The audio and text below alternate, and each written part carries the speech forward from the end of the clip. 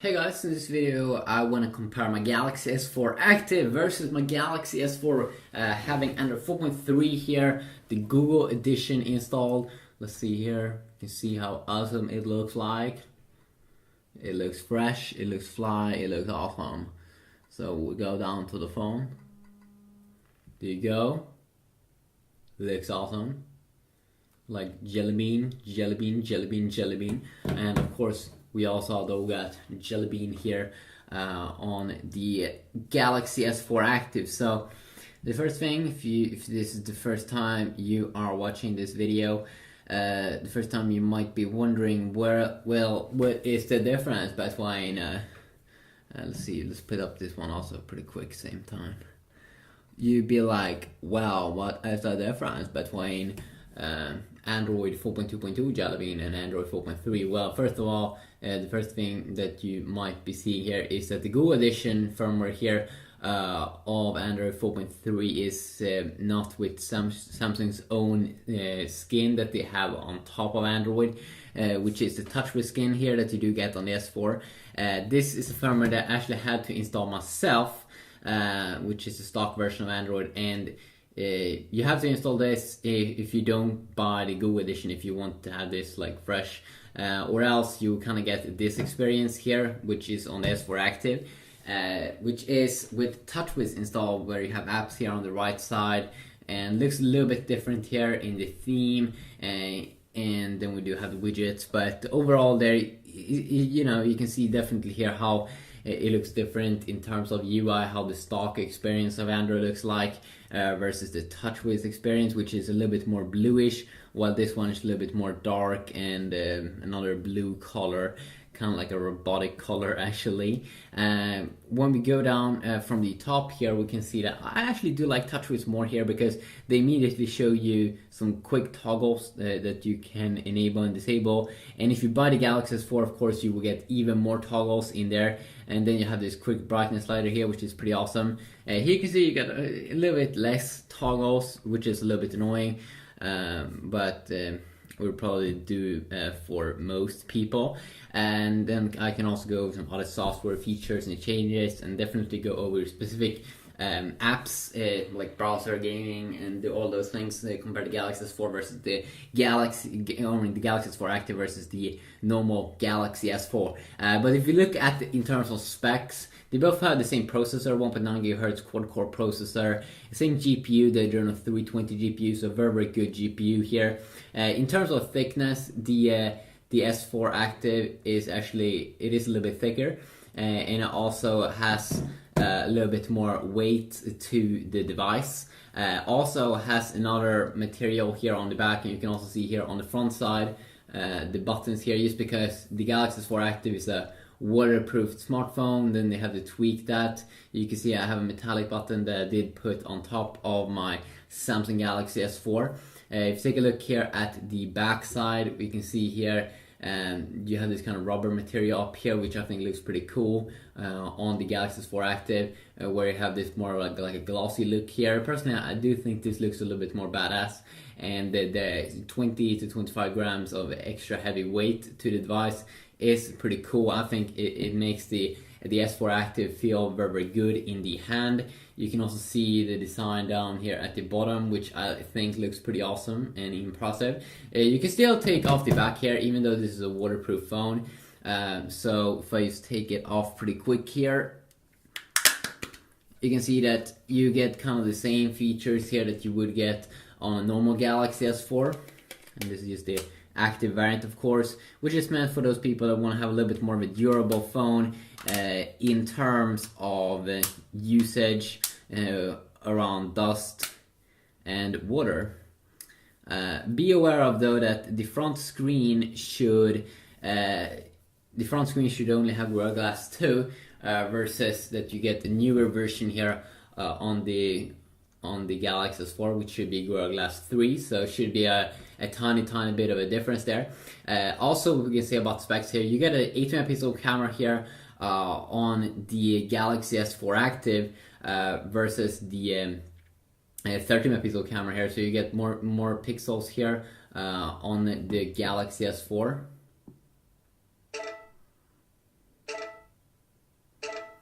so you can definitely go into that. This is how the apps looks like, by the way, for Android 4.3, and this is of course how the TouchWiz app looks like, which is having another feature that the Galaxy S4 doesn't have, and that is a cool underwater mode here. So when we go to aqua mode, this should be a mode for taking underwater pictures. I will be taking a closer look at that, definitely, to check out the app, but this UI that you can see here is a pretty cool UI that the first the Galaxy camera got this UI, and then it got adopted to the Galaxy S4, which is pretty nice. You can still take very good pictures with the smartphone, but of course it won't be as in high resolution as the 30 megapixel sensor that you do get here on the S4. Also, I've been trying out some gaming, and it seems like the Galaxy S4 Active also is getting a little bit warm here, but it could actually be a little bit less warm because it's a little bit bulkier here, and yeah, I've been trying that out in different kinds of games, so you can definitely check out that performance. And also, it's not just it's not just the camera that's slower, but also the display here is a TFT display compared to AMOLED displays here. So AMOLED displays are actually AMOLED that's usually what Samsung is using. LCD displays are still good, as you can see here, or TFT display. It's still very good display here, but I might be taking a close look at that in another video, like fully going over it. What is like the differences, when is AMOLED better, but overall I would say that AMOLED usually will look a little bit sharper here, but still TFT display is still decent display. But when you're looking at it from the side, it doesn't look as impressive, definitely. And people are saying to me that the AMOLED display kind of looks unreal when you're looking at it.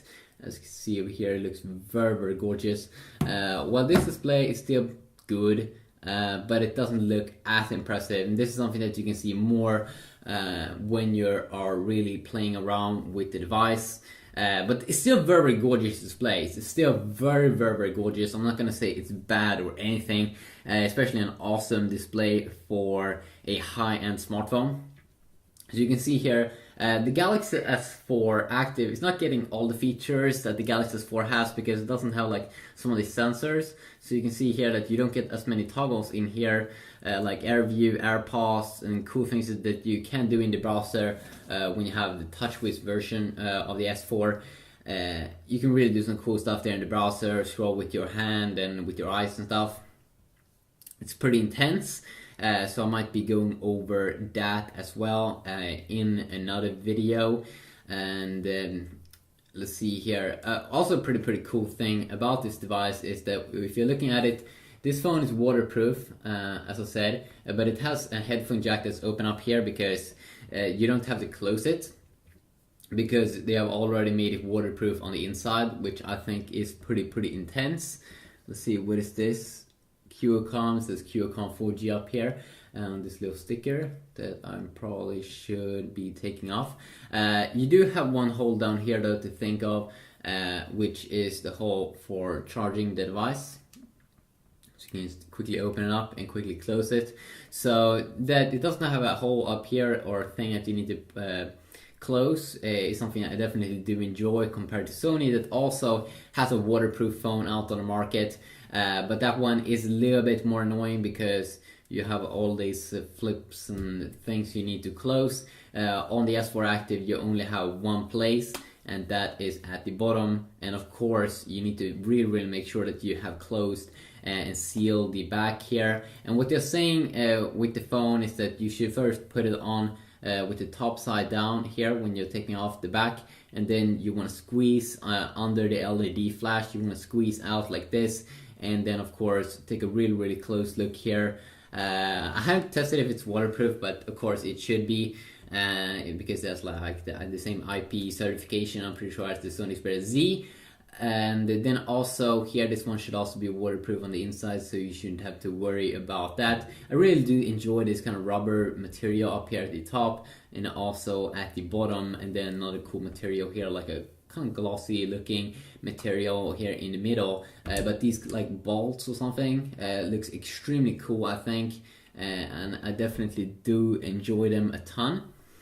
And if we are going to go over, if you in the future, definitely, you can tell me in the comment section down below what kind of specific apps you want to see me do a comparison of: camera, browser, gaming, benchmarking, and everything, to really see in like real world performance, and see if I can find even more exclusive things to the S4 Active that you don't get inside of the S4's software. Could be one thing here. You can see here that we do have the same tab system that you do get in S4.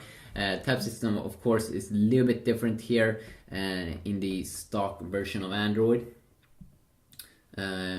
But I did find one thing here when I was looking a little bit close or quick. Let's see here if it was in here.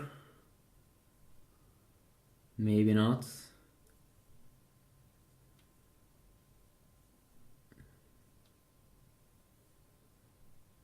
Let's go down.